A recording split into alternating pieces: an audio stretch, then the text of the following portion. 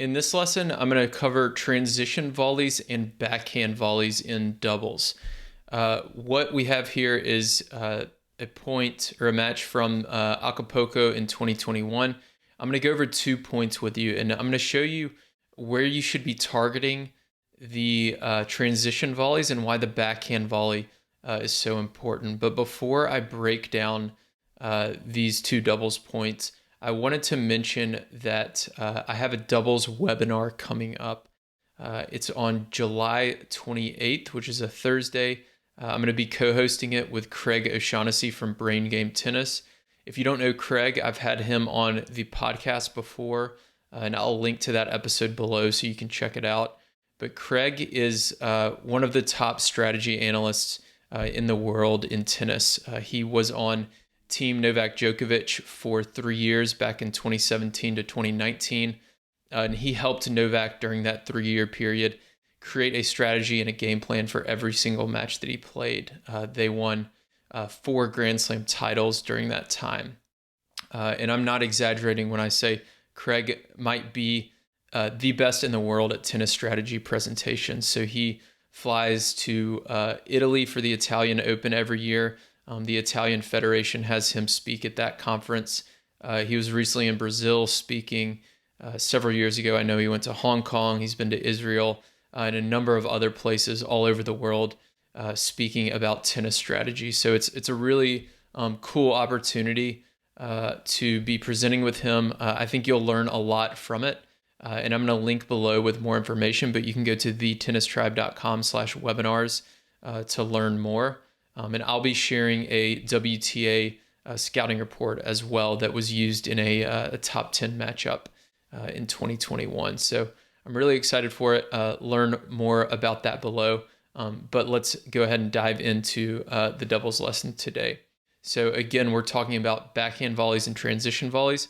I'm going to first show you this point, and then we'll play it back, and I will break it down for you.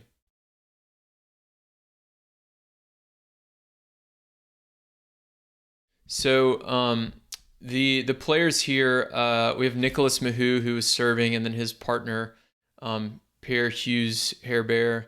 And then on the other side of the net is Marcelo Granollers and Horacio Zeballos at the net there. And in this point, we have Mahut serving. He hits a good wide serve.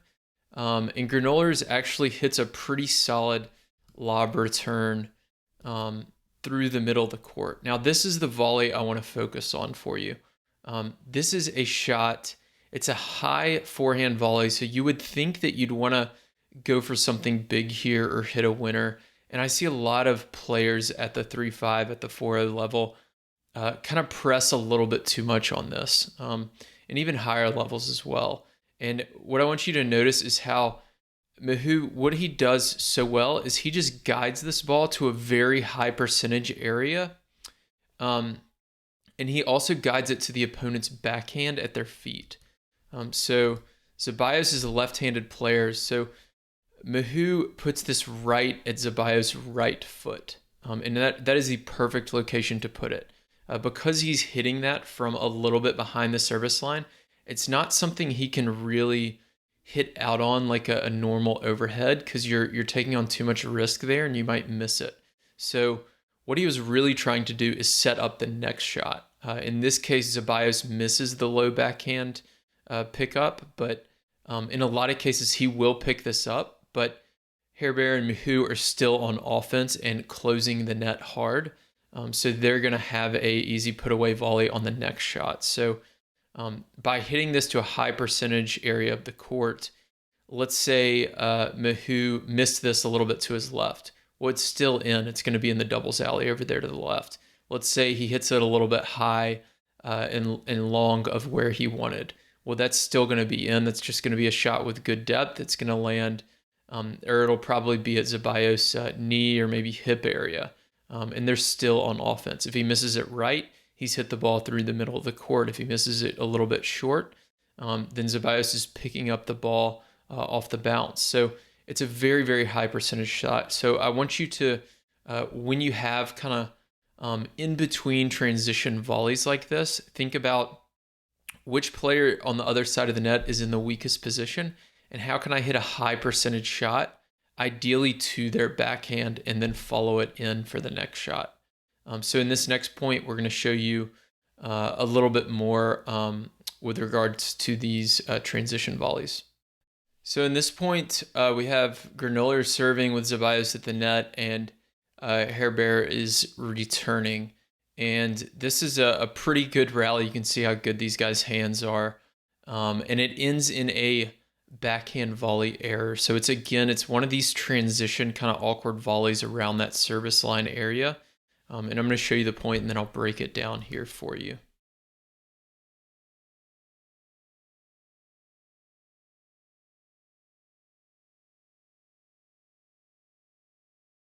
So you can see just ridiculous hands there. But if we go back and show this point, you can see they're in this offset I formation, which I kind of have started using in my own game a lot. It's a really good tactic to force more return errors. And you can see they've got great hands, and this is the shot I want to focus on. So he is in the middle of the court, and it looks like he's just playing defense and digging this out anywhere he can. But in reality, I bet if you asked him, I guarantee he knows exactly where he's hitting the shot. It's not a pretty shot. He's not balanced for it. He definitely is on defense, but he's making sure that he gets this over here to the ad court because he sees that Mahou is closer to the net than Herbert. So he's making sure that he gets it to the player who's a little bit further back to buy themselves some time, and ideally to the backhand volley, because in general, most players, this may not always be true at the pro level, but at the club level, I would say 90 to 95% of the time, probably higher than that actually, the backhand volley is going to be a little bit weaker, and especially from this transition area. So even though this is a defensive shot, he puts it in a really good spot here. And because Herbert was so far back, you can see he's hitting it from just inside the service line, and he does try to kind of split this ball through the middle in between them, I guess, and just sails it long. So Granollers here does a really good job of just getting one more ball back and getting it into a spot where maybe they lose this point still 6 out of 10 times, but by hitting it to that forehand volley and avoiding Mahou at the net, they're going to win it 4 out of 10 times, instead of if he'd hit to Mahou at the net or hit to Herbert's forehand volley, they'd only win this point maybe 2 or 3 out of 10 times. So you're getting just a little bit higher percentage play by playing it to the deeper player and playing it to their backhand volley. So hopefully this helped you out. If you have any questions at all, leave them in the comments below. I'm going to have more videos coming up over the next couple weeks, so be sure to subscribe to the channel and check out the webinar for sure. We're going to link to it below with more information so that you can see what all you're going to get, and so that you can register. So thanks again, and I will talk to you next week. If you want to become a smarter doubles player and start winning more matches, then join the Tennis Tribe Doubles Strategy newsletter. Every single Thursday, I'll send you a new doubles tip or tactic that you can use in your very next match. And when you join, you're going to get a free guide on how to play with more confidence and start dominating at the net in doubles.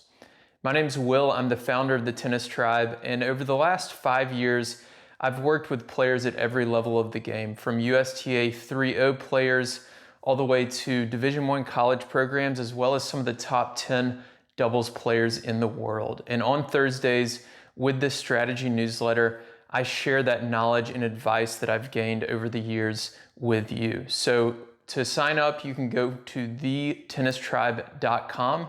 And again, you'll get that free net play guide when you join.